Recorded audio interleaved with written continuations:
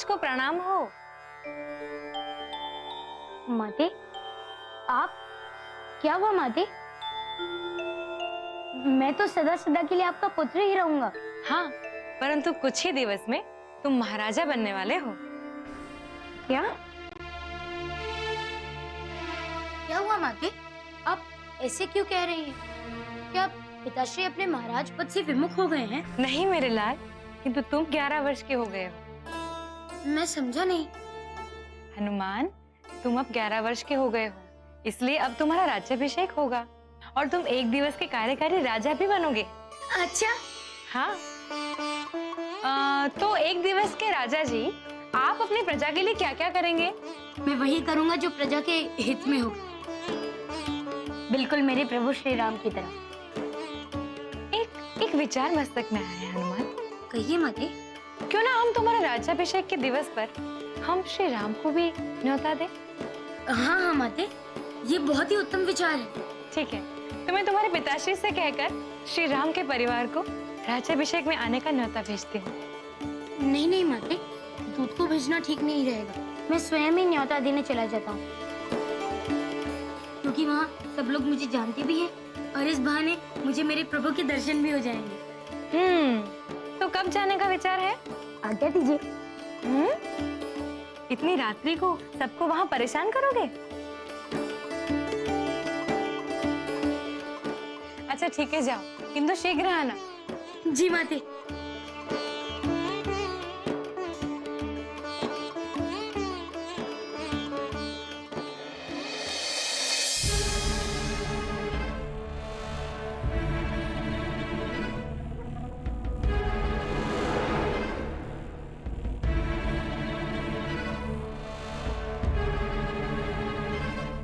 पुत्र, आज तुमने भोजन नहीं किया, क्या बात है?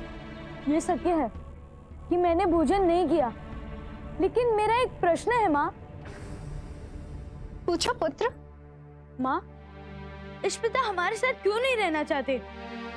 मैं जब भी उन्हें अपने साथ रुकने की वार्ता करता हूँ, वो कहते हैं कि सृष्टि के कार्यों में बाधा पड़ेगी, बोलकर वो चले जाते हैं। वो हमारे साथ नहीं रहना चाहते। नहीं पुत्र, तुम्हारे इष्ट पिता एक लोकपाल है और तीनों लोकों के द्वार की रक्षा करना उनका धर्म और कर्तव्य दोनों है। एक पल के लिए भी वे उन द्वार को बिना चौकसी के नहीं छोड़ सकते। इसीलिए वो हमारे साथ नहीं रहते। जब भी उन्हें हमारे साथ ही नहीं रहना, तो उन्होंने ये लोग बनाए क्यों?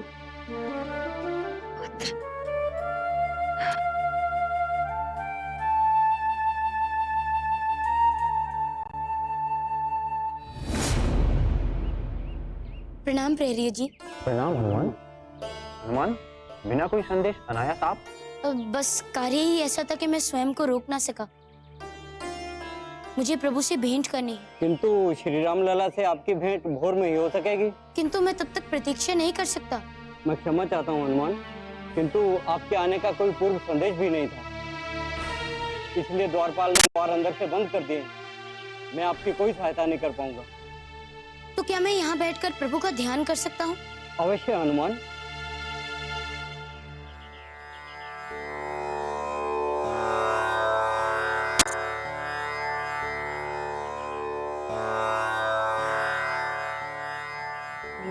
ओम राम रामाय नमः नमः। ओम राम रामाय नमः नमः। ओम राम रामाय नमः नमः। प्रभु, 7 दिवस पश्चात मेरा राज्य अभिषेक होना है, इसलिए मैं आपके चरण छूकर आपको निमंत्रण देने आया था। मित्र, हम आना तो अवश्य चाहते हैं, किंतु नियति के हाथों हम भी बंधे हुए हैं और नियति में हमारा पुनर्मिलन किष्किंधा में ही है, जब आप राजा सुग्रीव के मंत्री होंगे। प्रभु, इसका अर्थ कि आप मेरे राज्याभिषेक में नहीं आएंगे? मुझे क्षमा कर देना मित्र, किंतु हम दोनों का अभी मिलन नियति के बहुत सारे कार्यों में बाधा डाल देगा।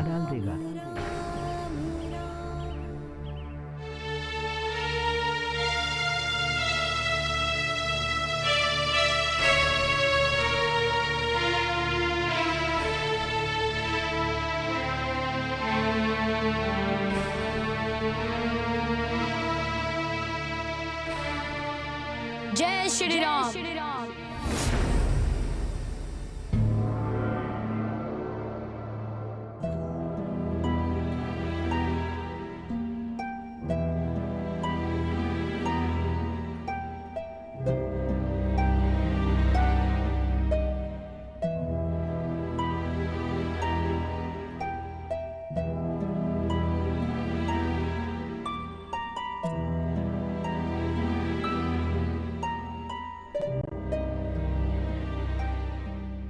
मिला है श्री राम से?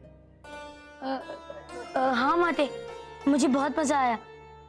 वहां पर जाकर जब मैंने प्रहरियों को सूचना दी तो प्रभु श्री राम स्वयं दौड़ते हुए आए और मुझे गले लगा लिया, और फिर वो मुझे अपने कक्ष में भी लेकर गए और वहां ढेर सारी मिष्ठान खिलाई। और माते पता है, जब मैंने उन्हें बताया कि मेरा राज्य अभिषेक होने वाला है तो वो बहुत प्रसन्न हुए, और वो राजा दशरथ के पास भी मुझे आशीष लेने के लिए लेकर गए। वो बहुत प्रसन्न थे। उन्होंने मुझसे ये भी कहा कि कुछ दिन मैं उनके समय व्यतीत करूं, किंतु मैंने उन्हें बताया कि मैं आपको वचन देकर आया हूं कि मैं वापस आऊंगा। माते, मैं हनुमान, न मिलने का कारण बताया उन्होंने? माते माते माते उन्होंने कहा कि अब हमारा मिलना किष्किंधा में ही हो सकता है, उससे पूर्व हम नहीं मिल सकते। माते, मैंने उनसे प्रार्थना भी की कि बस एक बार अपने दर्शन दे दीजिए, बस एक बार अपने राज चरण ले लेने दीजिए। किंतु श्री राम ने कहा कि वो सुमेरु नहीं आएंगे। माते, मैं चाहता था कि वो मेरे समक्ष मेरे राज्य अभिषेक में रहे, किंतु मैं क्या करूं माते, मेरा मन बहुत व्यथित हो रहा है।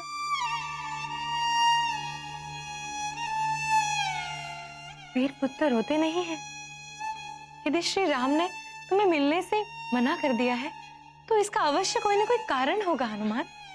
पता नहीं माते, वो तो बस कह रहे थे कि हमारे मिलने से किसी कार्य में बाधा पड़ेगी। एक क्षण मिलने से क्या बाधा पड़ेगी माते, बताइए ना। ऐसे नहीं होते हनुमान, तुम्हें कैसे समझाऊं? हनुमान,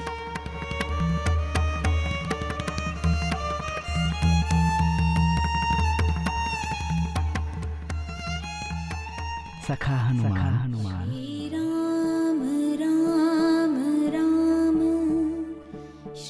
मेरे मित्र होकर आप रो रहे हैं। तो और मैं क्या करूं प्रभु, ना तो आप मेरे समक्ष हो और ना ही आपका कोई चिन्ह। किसने कहा मित्र? आपके समक्ष मैं भी हूँ और मेरी भेंट भी। ये मोतियों की माला आपके राज्याभिषेक पर हमारी भेंट, किंतु मिलन तो किष्किंधा में ही होगा। मुझे क्षमा करना मित्र।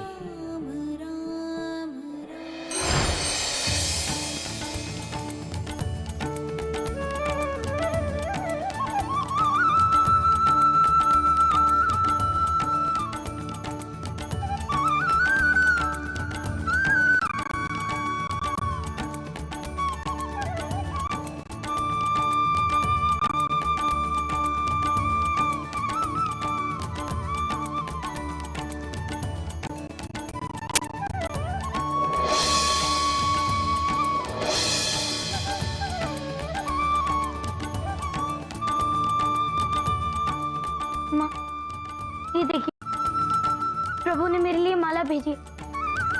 नहीं प्रभु, भगवान भक्त से क्षमा नहीं मांगते। आपका बहुत बहुत धन्यवाद। मैं इसे सदा सदा के लिए अपने समीप रखूंगा।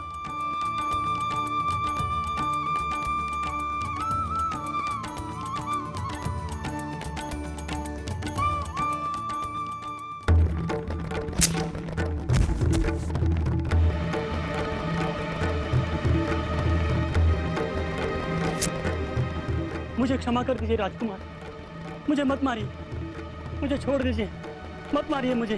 भाग यदि तू इस तीर की गति से अधिक गति से भाग सकता है तो तुझे समाधान, अन्यथा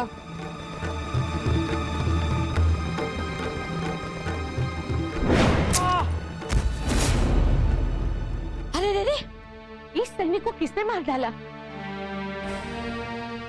शायद लोग पर कोई आक्रमण कर रहा है क्या? दासी माँ, कैसा लगा हमारा निशाना? पुत्र, यदि तुम इसी प्रकार से अपने सैनिकों को समाप्त करते रहे तो एक दिन पूरे 50 लोग में आप अकेले रह जाओगे। और जब राज्य में लोग ही नहीं रहेंगे तब किस पर राज करोगे? और ये भी हो सकता है कोई और आकर अपने पिशाच लोग को अपने अधीन कर ले। दासी माँ, हम तो मात्र अभ्यास ही कर रहे थे। ये अभ्यास नहीं है, ये संहार है। छोड़ दो इसे। संहार करने का अधिकार है हमें। इस लोक के राजकुमार हैं हम, और आपने हमें बचपन से खिलाया है, इसलिए हम आपकी बात सुन लेते हैं। अगर आपके स्थान पे कोई और होता तो हम उसे समझाते कि हमें समझाने का क्या परिणाम होता है।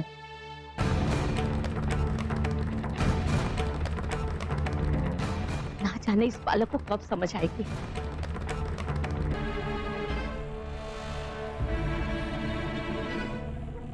कहाँ थी रात भर? पता नहीं जी। सारी रात तुम बाहर थी, तो कहती हो मुझे पता नहीं कहाँ थी। चली जाओ मेरे घर से। आज से तुम्हारा और मेरा कोई संबंध नहीं है। जा। मैं सच कह रही हूँ साहब, मुझे नहीं पता। जब मेरी निंदा खुली तो मैं ग्राम के बाहर जाने वाली मार्ग पर थी। फिर मैं घर वापस लौट आई नाथ। जब तक तू मुझे सत्य नहीं बताती तब तक तू इस घर में प्रवेश नहीं कर सकती। मेरी बात सुनिए तो, मैं निर्दोष हूँ नाथ, मैं सच कह रही हूँ। तो तू ऐसे नहीं कह रही हूँ नाथ, मैं सच कह रही हूँ नाथ, मैंने कुछ नहीं किया। चल। नाथ, नाथ, दरवाजा तो खोलिए, मैंने कुछ नहीं किया। महारानी की जय हो। महारानी जी, राजकुमार अद्री आजकल बहुत ही क्रोधित रहने लगे हैं। अब क्या किया उन्होंने? महारानी, वो हर रोज एक पिशाच को अपने अभ्यास और क्रोध को दूर करने के लिए मारने लगा है। महारानी जी, मैं तो समझा समझा कर थक गई हूँ।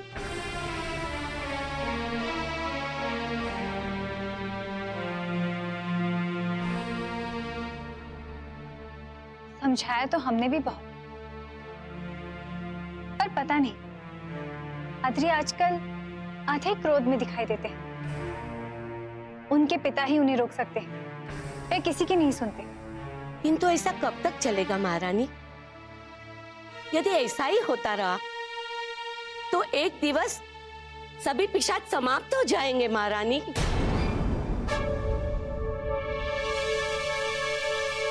चिंता न करो भरतु, अद्री 10 वर्ष का पूर्ण होने जा रहा है, और जैसे ही वो 11वें वर्ष में प्रवेश करेगा उसका राज्य अभिषेक होगा। यहाँ का राजा घोषित होने पर उसे प्रजा की सुरक्षा और उनके मान का उत्तरदायित्व भी समझा दिया जाएगा। तब कदाचित ये व्यर्थ की लीलाएं करना वे स्वयं ही बंद कर देंगे। और उसमें कितना समय लगेगा महारानी जी? मात्र 7 दिवस शेष है। 7 दिवस के पश्चात अद्री 10 वर्ष का पूर्ण होकर 11वें वर्ष में प्रवेश कर जाएगा। किंतु इन 7 दिनों में 7 पिशाचों के प्राण कौन बचाएगा?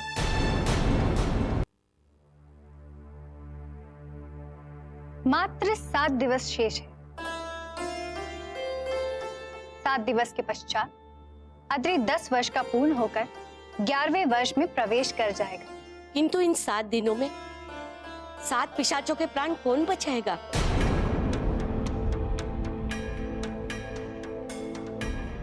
हे निर्यति देव, इनके प्राणों की रक्षा करो।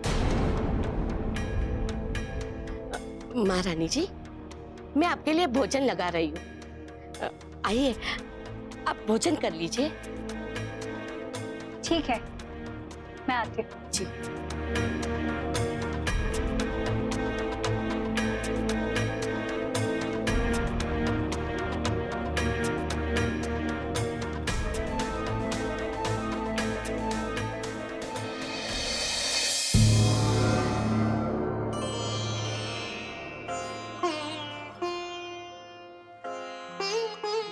भोजन हो गया?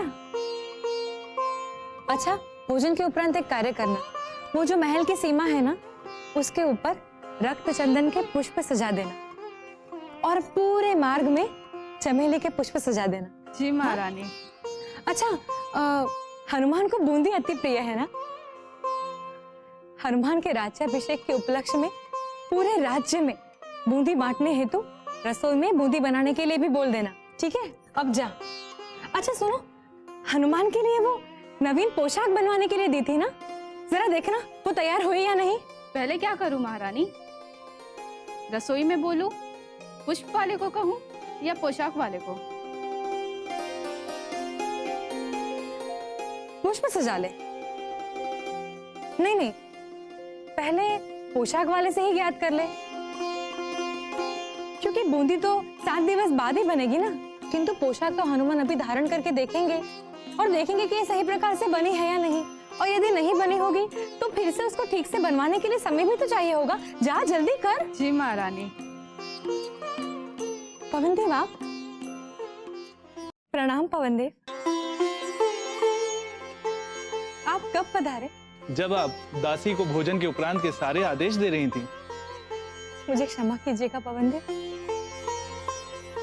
मैं इतनी उत्साहित हो गई, मुझे ध्यान ही नहीं रहा। वो तो मैं देख भी सकता हूँ अंजना। आप भी हनुमान को राज्याभिषेक की बधाई देने आए हैं? वो तो हमने हनुमान को आते ही दी थी, किंतु मैं आपके समक्ष किसी अन्य प्रायोजन से आया हूँ। कहिए। इंद्रदेव के श्राप से मुक्ति अभी तक हुई या नहीं? यदि हनुमान के राज्याभिषेक से पूर्व आपके श्राप की मुक्ति नहीं हुई तो आप सदा सदा के लिए वानरी रूप में आ जाएंगे, याद है ना? शिव जी ने वरदान देते समय कहा था कि आपका मानवीय रूप तब तक रहेगा जब तक आपका पुत्र 11 वर्ष का ना हो जाए। उससे पूर्व आपको अपने श्राप की मुक्ति करानी ही होगी। किंतु मैं क्या करूं पवनदेव, कदाचित अब यही मेरा भाग्य है।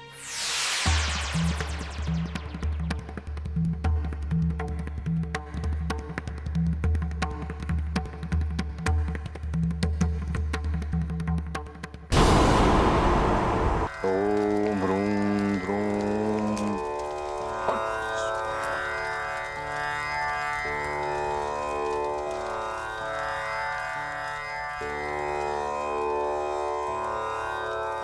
ऋषिवर, मेरी पत्नी रात्रि भर कहीं आलोक थी।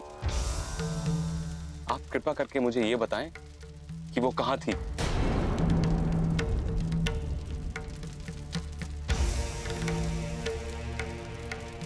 ऐसा तो संभव नहीं।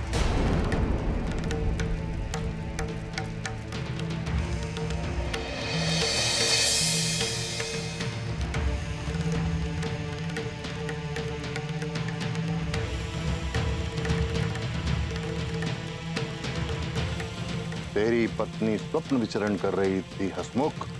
तो ऋषिवर, 10 वर्ष हो गए हमारे विवाह को। आज से पूर्व उसने कभी भी स्वप्न विचरण नहीं किया।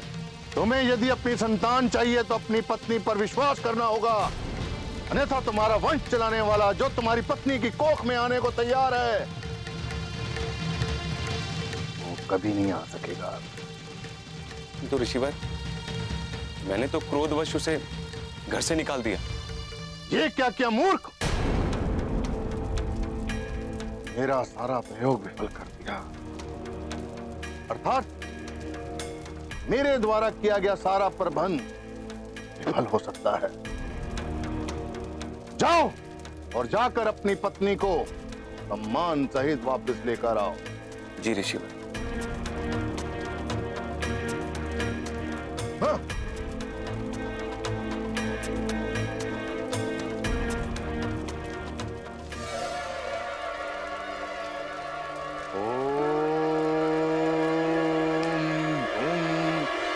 ओम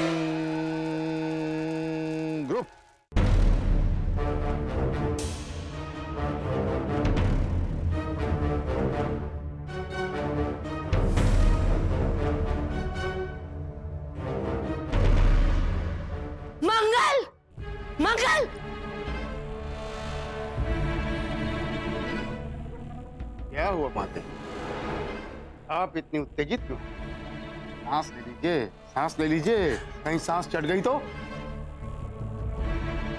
अरे सांस चढ़े या उतरे, मैं ऐसी सूचना लेकर आई हूँ तेरे पास कि सुनते ही तेरे पोर पोर से हंस टपकने लगेगा। अच्छा, ऐसी क्या सूचना लाई हैं आप?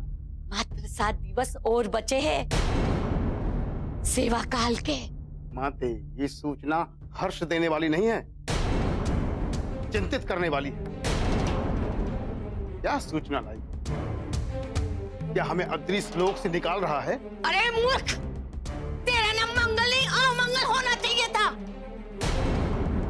जब देखो अनर्गल वार्ता। 7 दिवस का अर्थ ये नहीं कि हमें इस लोक से निकाल दिया जाएगा। 7 दिवस का अर्थ ये है कि 7 दिवस के पश्चात अद्री 10 वर्ष पूर्ण करेगा। तो बस समझ ले कि आने वाले 7 दिवस ही हमारे दासी जीवन में व्यतीत करने शेष है। उसके उपरांत हम लोग होंगे इस लोक के अधिपति। माते, माते, मैं आपकी पहेली से भरी बातें समझ नहीं पा रहा हूँ। आप सरल रूप में बताइए, ये 7 दिन की पहेली क्या है और किस प्रकार हम 10 दिवस उपरांत यहाँ के होंगे अधिपति? बता, अभी अद्री कितने वर्ष का है? 10। और ये 10 वर्ष कब पूर्ण हो रहे हैं? 7 दिवस पश्चात। किंतु माँ, सुन पहले, अद्री के 11 वर्ष में प्रवेश करने के उपरांत क्या होने वाला है? क्या होने वाला है?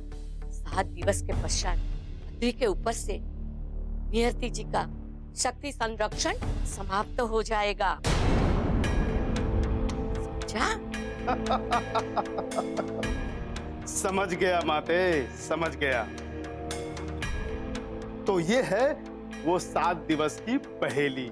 हाँ, और हाँ, एक बार अद्री के ऊपर से नियति जी का शक्ति संरक्षण उठ गया तो अद्री एक पिशाच बालक से अधिक कुछ नहीं। हाँ, और उसकी इसी निरीह अवस्था का लाभ उठाकर हम उसे समाप्त कर सकते हैं और उसके उपरांत हम होंगे यहाँ के अधिपति। अरे हाँ मूर्ख, इतनी देर से तुझे यही समझाने की चेष्टा कर रही थी। बस बस बस माते, बस समझ गया। समझ गया। ये 7 दिवस का दास जीवन अब शेष है और 8वें दिन अद्री और अद्रिका की मृत्यु के बाद ये सब हमारा ही तो है। माते।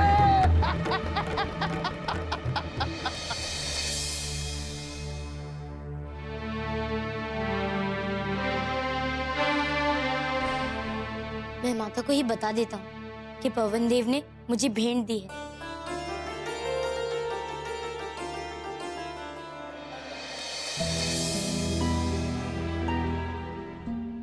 अंजना, अंजना क्या हुआ? आप पवन देव कैसे छोड़कर क्यों चली आई? वो भी बहुत दुखी प्रतीत हो रहे थे और हमसे कुछ कहे बिना चले गए। अंजना क्या हुआ? आप रो क्यों रही हैं? पवन देव ने आपसे कुछ कहा? कुछ कहा नहीं, कुछ याद दिलाया।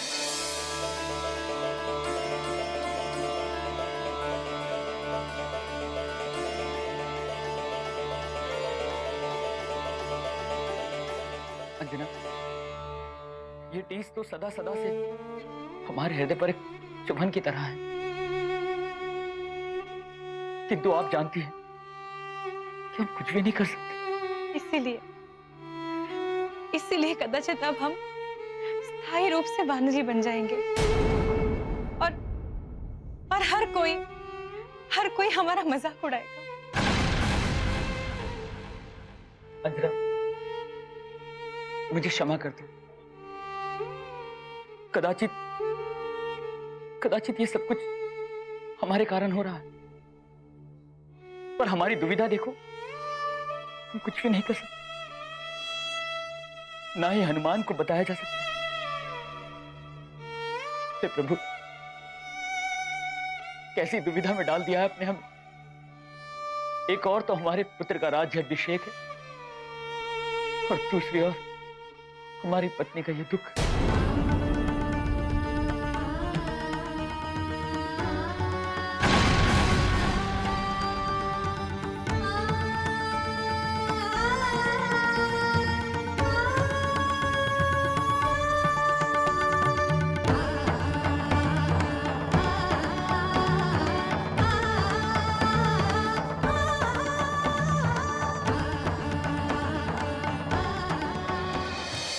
और इस प्रकार राजा रानी सदा सदा के लिए सुखपूर्वक रहने लगे। हरिपुत्र, तुम अभी तक सोए नहीं? मैंने तो कहानी भी समाप्त कर ली। नींद नहीं आ रही माँ। क्यों पुत्र? पता नहीं माँ, ऐसा प्रतीत हो रहा है जैसे सब कुछ बदलने वाला है। बदलने तो वाला ही है। 7 दिवस के पश्चात तुम 11वें वर्ष में प्रवेश करोगे। 10 दिवस बाद तुम्हारा राज्य अभिषेक होगा और तुम इस लोक के राजा बन जाओगे। फिर एक नटखट राजकुमार से तुम एक दायित्व निर्वाहन करने वाले राजा होगे। अपने हर निर्णय को सोच समझ के तुम्हें चुनना होगा। राजा होना एक बड़ा परिवर्तन होता है जीवन का। आप जो कह रही है, मुझे इस पिता भी वही समझा कर गए थे, लेकिन ऐसा लग रहा है जैसे कुछ अज्ञात घटित होने वाले हैं। ऐसा कुछ नहीं होगा। ये बस राज्य अभिषेक से पूर्व तुम्हारे मन का कंपन है, बाकी कुछ नहीं। मन कंपन? हाँ। माँ, मैं और इस स्थिति में आऊं? आपको लगता है मैं किसी से नहीं डरता, फिर चाहे कि वो कोई भी स्थिति हो या कोई प्राणी। किंतु पुत्र, मैं तो डरती हूँ ना। मैं हूं ना, आप क्यों डरती है? आपको मेरे होते हुए किसका भय? उसी अज्ञात से जिसके कारण तुम्हारी निद्रा भंग है। पुत्र, मेरी एक विनती है। माँ तो सदा आदेश करती है, अब विनती क्यों कर रही है? आपका आदेश मानना तो हमारा कर्तव्य है। तो जब तक तुम्हारा राज्य अभिषेक नहीं हो जाता, इस महल और मेरी दृष्टि से दूर मत जाना। तू ही मेरे जीवन का एकमात्र सहारा है पुत्र। यदि तुझे कुछ हो गया तो मैं अपने जीवन की कल्पना भी नहीं कर सकती।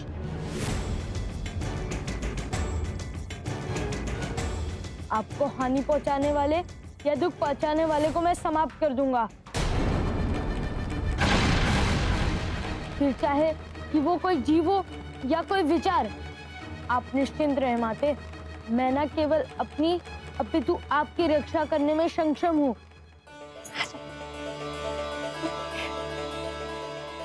आजा सुन।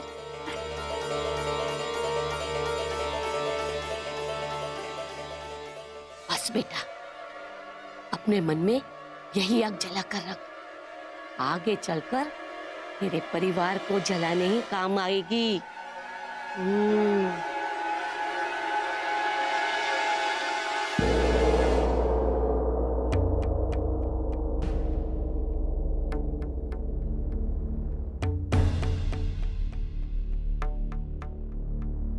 ऐसी क्या बात है जिससे माता और पिताश्री दोनों दुखी हैं? और पर बात क्या है? और मैं क्या करूं? हे प्रभु, मेरी सहायता कीजिए प्रभु, मुझे मार्ग दिखाइए।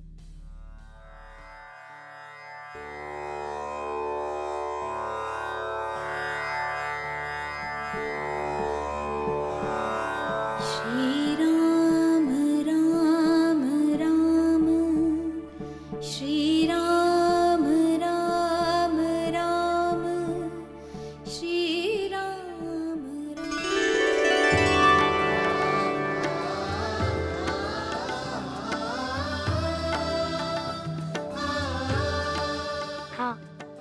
यही सही विचार है, मुझे यही करना चाहिए।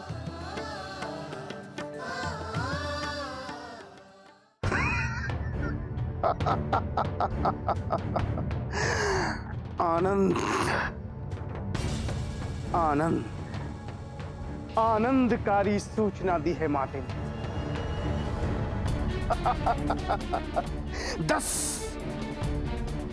10 वर्षों के बाद अब जाकर एक कर्णप्रिय सूचना मिली है।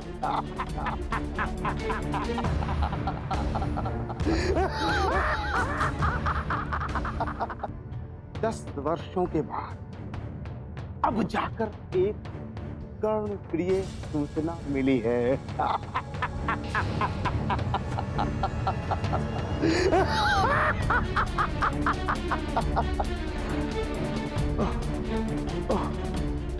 इस सूचना ने तो मेरी निद्रा ही भंग कर दी,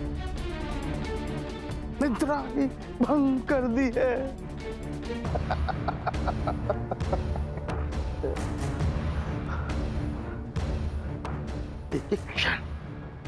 एक एक क्षण जैसा 1 वर्ष जैसा प्रतीत हो रहा है।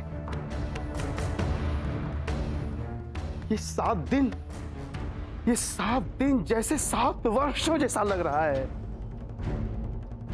और इस 7 दिन समाप्त होने के बाद मैं बनूंगा पिशाच लोक का राजा। और फिर अपनी पिशाच सेना लेकर पृथ्वी पर विजय प्राप्त करनी है मुझे, विजय। फिर राजा मंगल पिशाच, राजा मंगल पिशाच, अद्री अद्री अद्री मंगल मंगल। माते सब ठीक है, कोई चिंता की बात नहीं है। वो मुझे निद्रा नहीं आ रही थी, आपकी सूचना जो सुना था तो थोड़ा उत्तेजित हो गया। इतनी उत्तेजना ठीक नहीं है मंगल। संयम सभी मार्गों को खोलता है, उत्तेजना खुले हुए द्वार को भी बंद कर देती है। धैर्य रखो पुत्र, सब कुछ हमारे अनुसार ही चल रहा है। ये तो मैं जानता हूँ, बस मैं 10 दिवस उपरांत की योजना सोच रहा था। अरे इन 10 दिवस पर ही ध्यान लगा ले मूर्ख। ये 10 दिवस हमारे अनुकूल चलेगा तो सब कुछ कुशल हो जाएगा। अरे इन 10 दिवस पर ही ध्यान लगा ले मूर्ख। ये 10 दिवस हमारे अनुकूल चलेगा तो सब कुछ कुशल हो जाएगा। सर्वप्रथम ये सोच कि इस लोक के नागरिकों को क्या कहेंगे, अद्री और अद्रिका कैसे मरे। ये तो मैंने अभी तक सोचा ही नहीं माते। अरे बुद्धिहीन, अद्री को समाप्त करने के लिए उसे इस प्रकार समाप्त करना होगा कि हम पर कोई संदेह ना करे, अन्यथा प्रजा हमें षड्यंत्रकारी मानकर समाप्त कर देगी। हाँ माँ, ये तो मैंने सोचा ही नहीं। तो सोच ले क्या करना है। माते, सोचने का कार्य तो आप ही कर रही हैं, तब आप ही कोई ऐसा मार्ग सोचिए जिससे अद्री और अद्रिका समाप्त भी हो जाए और प्रजा की सहानुभूति के साथ हम इस लोक के अधिपति भी बने। सोचिए माते। वैसे तो एक योजना मेरे पास है। मुझे पता था कुछ न कुछ मार्ग आप अवश्य ही सोच लेंगे। सुन, एक बात अद्री ने आज अद्रिका को कही थी। बड़े ही चिंतापूर्ण विचार रखे थे अद्री ने। क्या कोई ऐसी बात है जिसे हमें चिंता होनी चाहिए? बात ऐसी है जिसे हमें अधिक प्रसन्नता होनी चाहिए। माते, अगर वो बात इतनी प्रायोजक हो सकती थी हमारे लिए तो आपने पहले हमें बताई क्यों नहीं थी? क्योंकि मुझे अभी तक उस बात का लाभ उठाने का कोई अवसर नहीं दिखाई दे रहा है। मुझे बताइए, कदाचित मुझे कोई मार्ग सूझे। तुझे? एक बार बताइए तो माते, कदाचित मेरे मस्तिष्क में कोई ऐसा विचार आ जाए जो आपके मस्तिष्क में ना हो।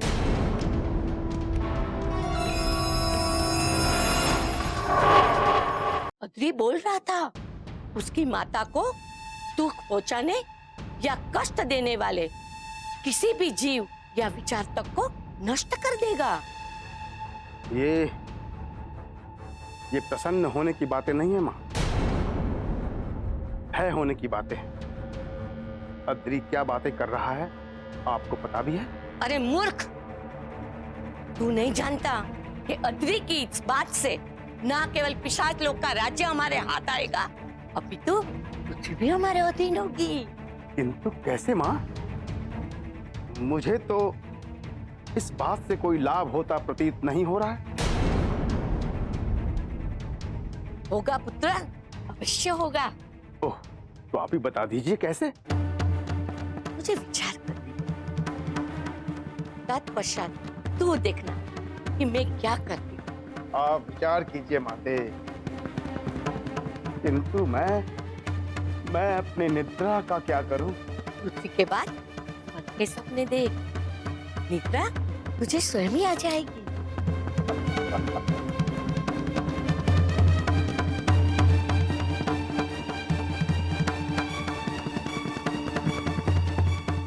पृथ्वी के बाद स्वर्ग का सपना।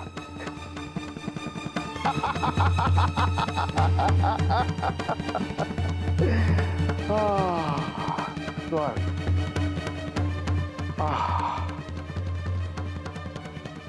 स्वर्ग का सपना।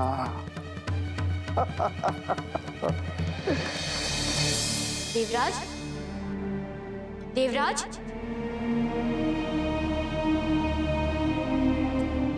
हनुमान आप? प्रणाम देवराज। प्रणाम हनुमान। इतनी रात्रि को आप? सब कुशल मंगल तो है?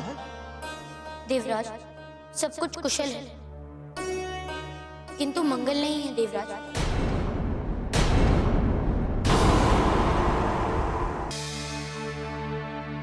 देवराज,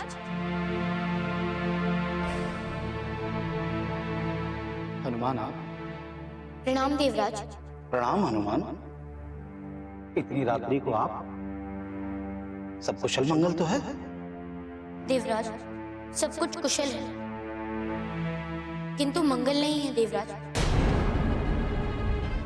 मेरे माता पिता किसी चिंता में ग्रस्त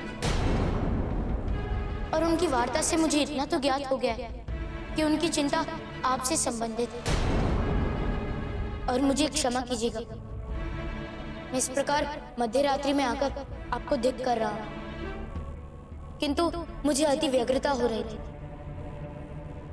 इसलिए मैं स्वयं को रोक नहीं पाया।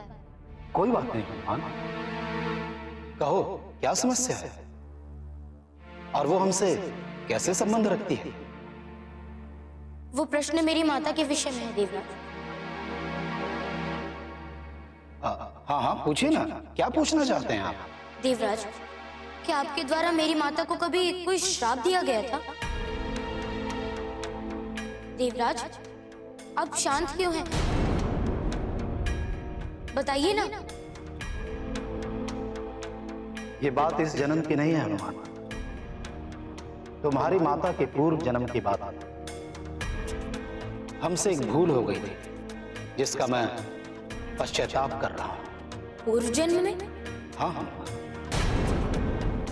किंतु गौतम ऋषि ने तुम्हारी माता को श्राप मुक्त हेतु मार्ग तो बता दिया। तो फिर मेरी माता को उनके श्राप से मुक्ति अब तक क्यों नहीं मिली? ये मैं नहीं कह सकता हनुमान, क्योंकि मेरे द्वारा एक और अपराध हो गया था।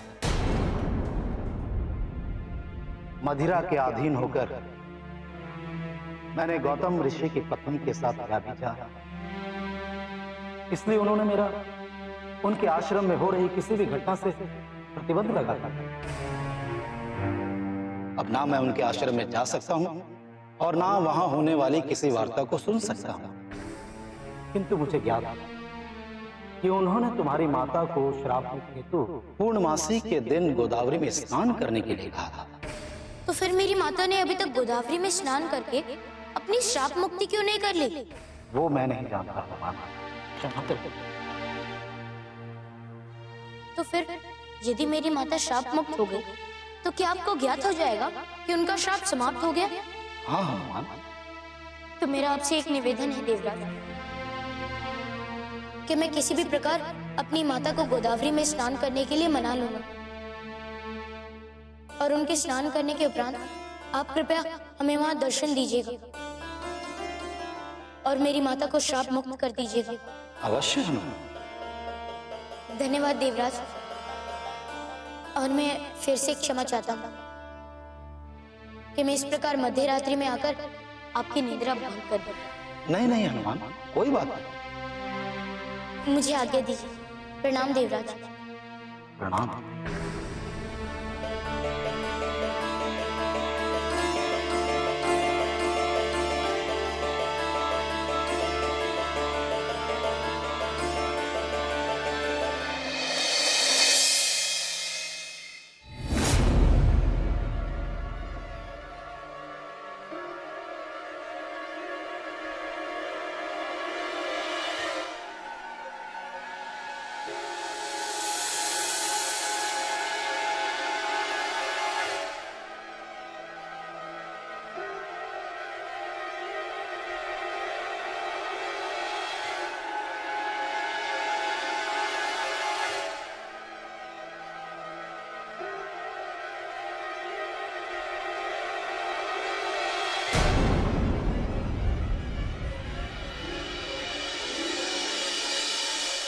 ऋषिवर के कथन पर मैंने इसे पुनः अपने घर में प्रवेश करने दिया, किंतु ये फिर कहां चली गई? मुझे ये ज्ञात करना चाहिए।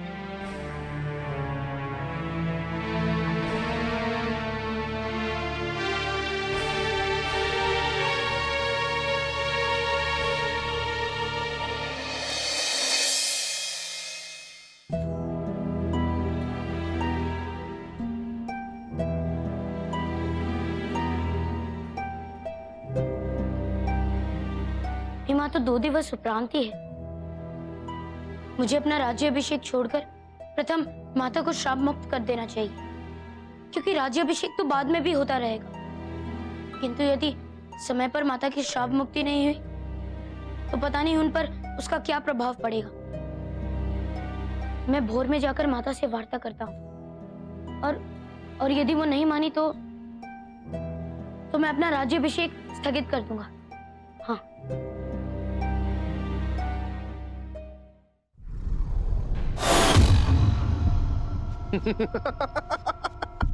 बस एक प्रहर की बात है, उसके बाद मेरी सिद्धि सफल और मैं संसार का सबसे शक्तिशाली ओम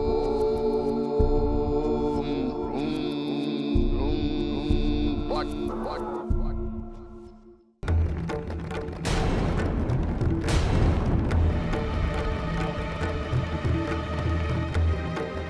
तुम क्या कैसे? तो ये कारण था सीमा का रात्रि में चल कर आने का। मेरी बात सुनो। क्या कर रहा था मेरी पत्नी के साथ तू साधु नहीं है, साधु के वेश में दुष्ट है। मेरी बात सुनो। मैं तुझे जीवित नहीं छोड़ूंगा। सुनो मेरी बात सुनो।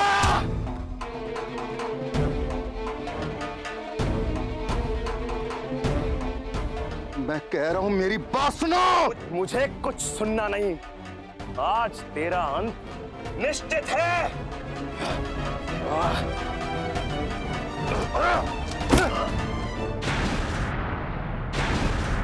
मत।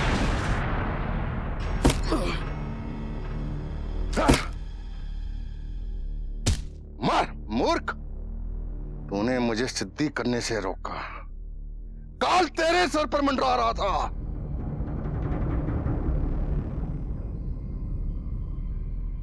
अब मुझे अपनी सिद्धि हेतु उन्हें मंत्र उच्चारण करना होगा, किंतु उससे पहले उस दुष्ट को मैं बाहर फेंकूं।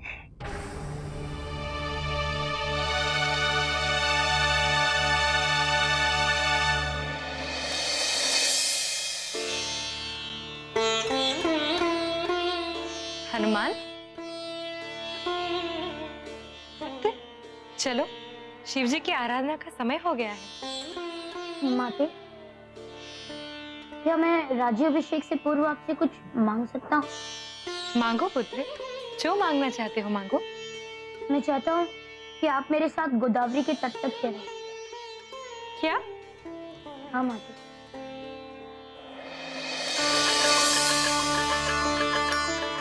राजकुमारी की जय हो। राजकुमारी जी, यदि आप कहें तो राजकुमार अद्रि के राज्याभिषेक की तैयारी आरंभ करा दूं? हाँ, जो कुछ बताया है वो सब कुछ भी तैयार करवा लीजिए। जी महारानी, किंतु तैयारी में मुझे कुछ कमी लग रही है। यदि आपको कोई कमी प्रतीत हो रही है तो आप हमसे निसंकोच बता सकती हैं। भाई ग्रस्त हूँ मैं, आपको कुछ कहूँ और आप मुझे क्रोधावश। निसंकोच कहिए भरतू। आप हमारी सेविका ही नहीं अपितु हमारी प्रथम मित्र भी हैं। किंतु कहीं मेरी बात आपको दुखी ना कर दे महारानी। आप जानती हैं कि हम हर बात स्पष्ट कहते हैं। यदि हमारे सामने कोई बातों को स्पष्ट न करके इधर उधर की बातें करे तो ये हमें अच्छा नहीं लगता। आपको जो कहना है जल्दी कहिए, अन्यथा चुप रहिए। क्षमा करना महारानी, मैं तो राजकुमार अद्रि के असली पिता के विषय में सोच रही थी। राजकुमार का राज्याभिषेक तो उसका असली पिता ही करता है ना।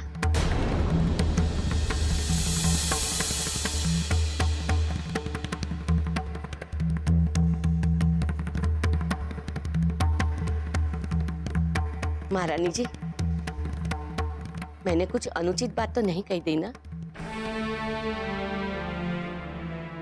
किंतु आप ही कहते हैं ना कि मैं आपकी दासी और मित्र दोनों ही हूं। इसलिए मित्र होने के नाते मैं आपको सही बात बताने की दृष्टता कर रही हूं। महारानी जी, आपका जो भी निर्णय होगा हम सभी को वो ही मान्य होगा।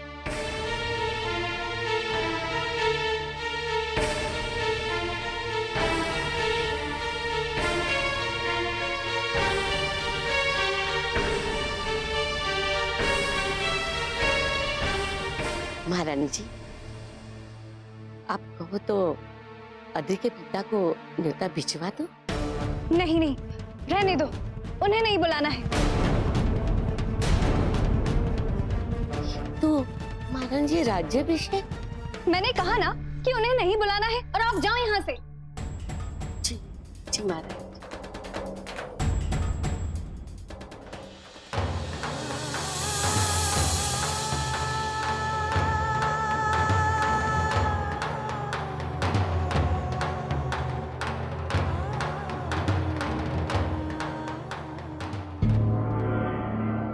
किंतु पुत्र, 6 दिवस पश्चात तुम्हारा राज्याभिषेक है, उसे कैसे स्थगित किया जा सकता है? और सभी को सूचना दी जा चुकी है, कितने ही राज्यों के राजागण आने वाले हैं। पुत्र, स्थगन की स्थिति में कितनी भर्त्सना होगी हमारी, ये भी तो सोचो। पिताश्री, तभी तो मैं आज ही माता को गोदावरी में स्नान करवाने के लिए ले जाना चाहता हूँ।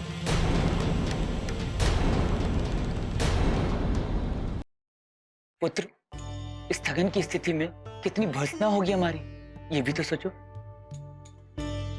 पिताश्री, तभी तो मैं आज ही माता को गोदावरी में स्नान करवाने के लिए ले जाना चाहता हूँ।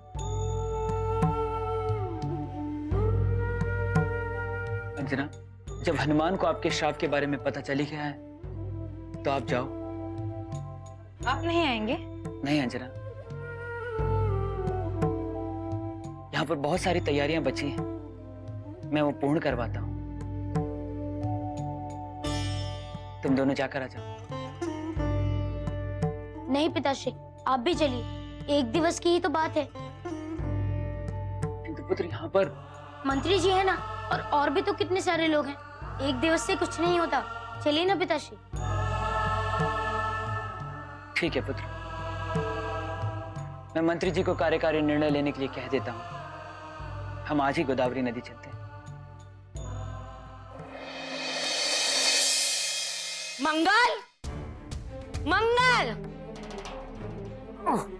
माँ, शाम के दिन समाप्त हो गए, कार्य के दिन आरंभ हो गए।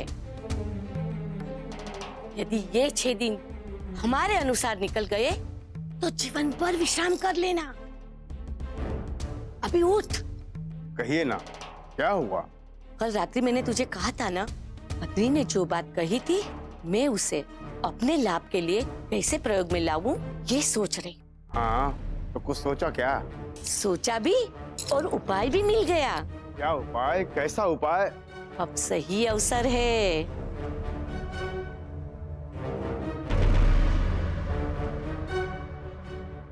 माते, क्या सही अवसर आ गया? कुछ तो बताइए। क्या हमें अद्री को समाप्त करने का कारक मिल गया है? या महारानी अद्री का? अरे मूर्ख, किसी को समाप्त नहीं करना है। तो फिर क्या कार्य का समय है माते? यही तो कार्य का समय है मूर्ख। कभी तो अपनी बुद्धि का प्रयोग किया कर।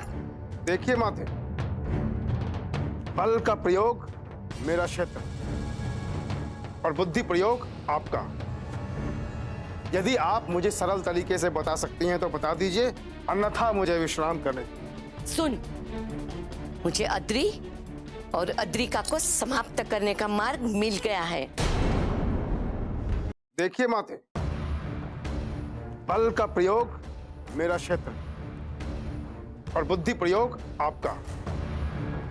यदि आप मुझे सरल तरीके से बता सकती हैं तो बता दीजिए, अन्यथा मुझे विश्राम करने दीजिए। सुन, मुझे अद्री और अद्रिका को समाप्त करने का मार्ग मिल गया है। ये क्या बात हुई माते?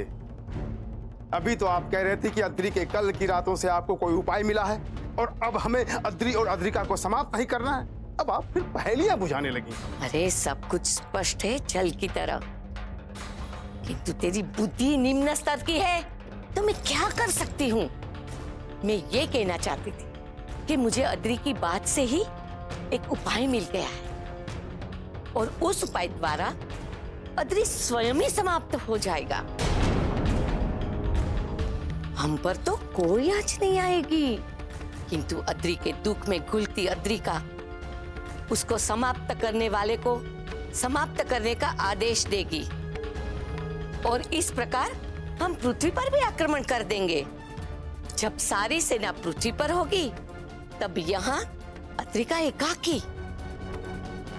तब अद्रिका को हम समाप्त कर देंगे और जनमानस को हम ये कह देंगे, अद्रिका ने पुत्र वियोग में अपने प्राण त्याग दिए। योजना तो बहुत ही विचित्र है, किंतु अच्छी है। अब आप हमें ये बताओ कि मुझे करना क्या है और कब? तुझको तो बस एक पिशाच दूत को पकड़कर उसके हाथों एक संदेशा भेजना है। माते, आपका आदेश सर्वोपरि है। आपने कहा तो अभी संदेश भिजवा देते। अरे मूर्ख, चल तो दिया। तुझे क्या थे? संदेशा किसे भेजना है और कहां भेजना है? सैनिकों को न माते, यही कि पृथ्वी पर आक्रमण करें ताकि हम अद्रिका को समाप्त कर सकें। माते, मूर्ख, अद्रि के पिता को न्योता भिजवा दो कि उन्हें उनके पुत्र के राज्याभिषेक हेतु सादर निमंत्रित किया जा रहा है। माँ, अभी तो आप कह रही थी कि हमें अद्रि को समाप्त करना है, अब आप उनके पिता को बुला रही हैं। फिर हमारी योजना का क्या होगा? मूर्ख, यही तो योजना है। किंतु केसरी को क्यों बुलाना है? जितना कह रही हूँ कर ले, अन्य बातें बाद में बताऊंगी। और हाँ, ये सूचना किसी विश्वास पात्र के द्वारा ही भेजना। हम क्या कर रहे हैं इस लोक में तेरे मेरे सिवा अन्य किसी को भी ज्ञात नहीं होना चाहिए। जी माता। और अब ये पुनर्मिलन अंतिम मिलन होगा।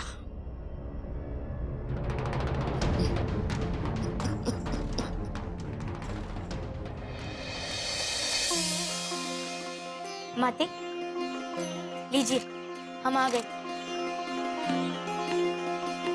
माते, देखिए ये गोदावरी है। आप यहाँ स्नान कीजिए ताकि आप स्वयं को श्राप से मुक्त कर सकें। जाइए।